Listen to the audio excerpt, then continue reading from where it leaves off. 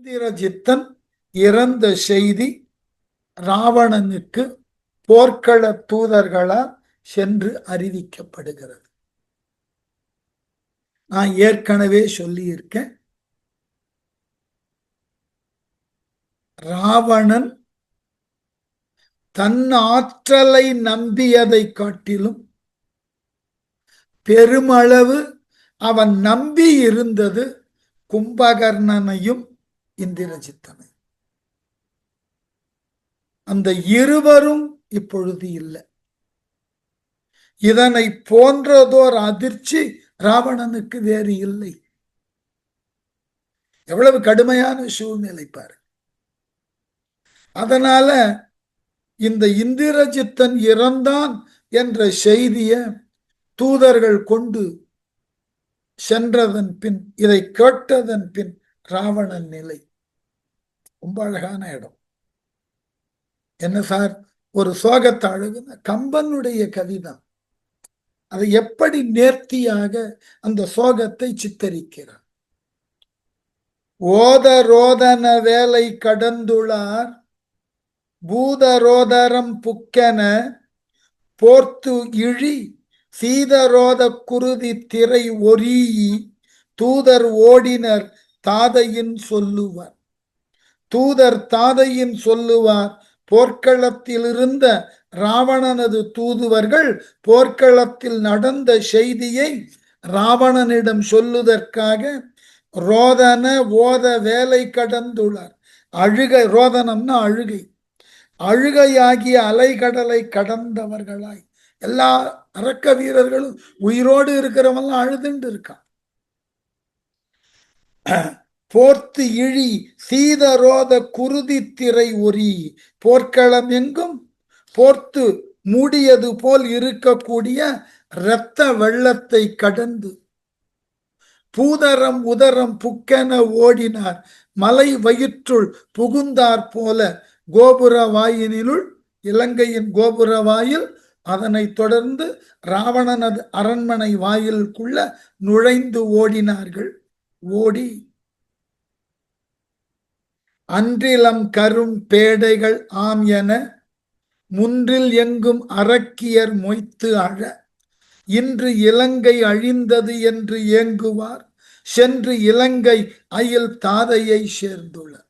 போற வழியெல்லாம் நகரத்தில் அழுக. அன்றிலம் கரும் பேடைகள் ஆம் என, தூதர்கள் அன்றிற் பறவைகளினுடைய அழகிய கரிய பெண் பறவைகளைப் போல அரக்கியர் முன்றில் எங்கும் மொய்த்து அழ.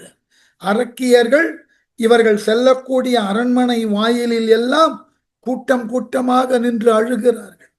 இன்று இலங்கை அழிந்தது என்று ஏங்குவார்.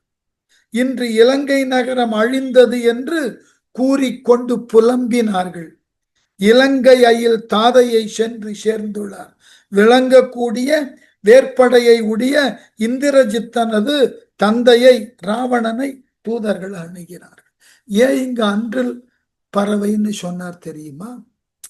தமிழ் இலக்கியத்தில் அன்றில்னு ஒரு பறவை இனம். அந்த பறவை எப்பொழுதும் துணையை விட்டு பிரியாது. ஆணும் பெண்ணும் சேர்ந்தே இருக்கும்.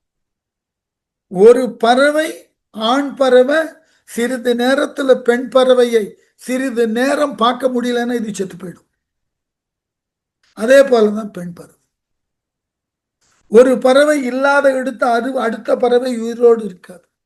அப்போ இலங்கை வாழ் பெண்களுக்கு எல்லாம் ஆண் அன்றில் போல் இருந்தவன் யாரு? இந்திரஜித். பெண்கள் எல்லாம் பெண் அன்றில் பறவைகள் போல். தங்களினுடைய நாயகன், தங்களினுடைய தலைவன் இந்திரஜித்தன் இறந்தான் என்ற செய்தியை கேட்டு அன்றில் பறவைகளுக்கு இணையாக இலங்கை வாழ் பெண்கள் அனைவரும் சோகத்தில் மாழ்கினார்கள். இனி இலங்கை என்னாகுமோ என்று கவலை கொண்டார்கள். பல்லும் வாயும் மனமும் தம் பாதமும் நல் உயிர் பொறையோடு நடுங்குவார். இல்லையாயின் உன் மகன் இன்று என சொல்லினார் பயம் சுற்றத் துளங்குவார். தம் பல்லும் வாயும் மனமும் பாதமும் சேர்ந்த தூதுவர்கள் தமது பற்களும் வாயும் மனமும் பாதமும் நல்லுயிர் பொறையோடு நடுங்குவார். சிறந்த உயிர் பாரத்தோடு நடுங்க பெற்றார்கள். பல்லு தாளம் போடுறது, கிட்டிக்கிறது, நடுங்கிறது, உடம்பு பதறது, வாய் உளறுகிறது. எப்படி போய் இந்த மன்னன்ட்ட சொல்றது? பயம் சுற்றத் துளங்குவார், அச்சம் சூழ்ந்து கொள்ள நிலை கலங்கி உன் மகன் இன்று இல்லை ஆயினன் என சொல்லினார். உன் மகன் இன்று இல்லாமல் போனா, இறந்தான்னு கூட சொல்றதுக்கு இவர்களுக்கு பயம். உன் மகன் இறந்து போனான்னு சொல்றதுக்கு கூட பயம். அவன் இல்லாமல் போனான் சொன்ன உடனே, மாடு இருந்த வர மாதவர் வானவர் ஆடல் நுண் இடையார் மற்றும் யாவரும் வீடும் இன்று இவ்வுலகு என விம்முவார் ஓடி எங்கனும் சிந்தி ஒழித்தன். மாடு இருந்த வர மாதவர் வானவர், இந்த தூதர்கள் வந்து இந்திரஜித்தன் இனி இல்லை என்று சொன்ன பொழுது ராவணன் அருகில் இருந்தவர்களாகிய பெரும் தவம் உடையவர்களும் தேவர்களும் ஆடல் நுண் இடையார் மற்றும் யாவரும், ஆடும் இயல்பினை உடைய நுண்ணிய இடை உடைய அழகான பெண்களும் ஏனைய பிறரும் வீடும் இன்று இவ்வுலகு என விம்முவார், இவ்வுலகம் இன்று அழியும் என புலம்பி ஓடி எங்கனும் சிந்தி ஒளிந்தனர்.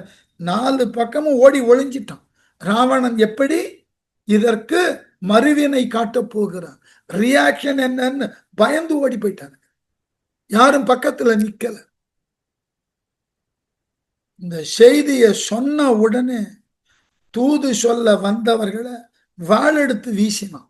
பாருங்க, சுடற்கொழும் புகை தீவிழி தூண்டிட தடற்று வாழ் உருவி தரும் தரும் தூதரை மிடற்று வீசல் உரா விழுந்தான் அரோ கடல் பொறும் திரை போல் கரம் சோரவி. விழி கொழும் புகை சுடர்த்தி தூண்டிட, ராவணனது கண்கள் கடுமையான நெருப்பினை புகையினை சிந்தக்கூடிய அளவுல சிவந்து தடற்று வாழ் உருவி தரும் தூதரை, தன் உரையிலிருந்து வாழ வீசினா எடுத்தான், துன்ப செய்தி கொண்டு வந்தவரோட கண்டத்தோட வெட்டினான். அவ்வளவு வேகம். மிடற்று வீசல் உரா பெரும் கடல் திரை போல், கழுத்தின் கண் வீச தொடங்கி பெரிய கடல் அலைகள் போல் கரம் சோரவே விழுந்தான். 20 கரங்களும் சோர்ந்து போகக்கூடிய அளவுல அப்படியே கீழே விழுந்தான். தூதுவர்கள் ஒரே வீச்சில் வெட்டினான். எதிர்பாராத செய்தி. அப்படி வெட்டி அலைகள் மேலெழுந்து கடல்ல விழுவது போல தூதர்களை வெட்ட ஓங்கிய கைகள் நிலத்துல விழக்கூடிய அளவுல அப்படியே சோர்ந்து விழுந்தான். புலம்ப தொடங்கினான். ராவணன் புலம்பல அடுத்த வகுப்புல தொடங்கும்.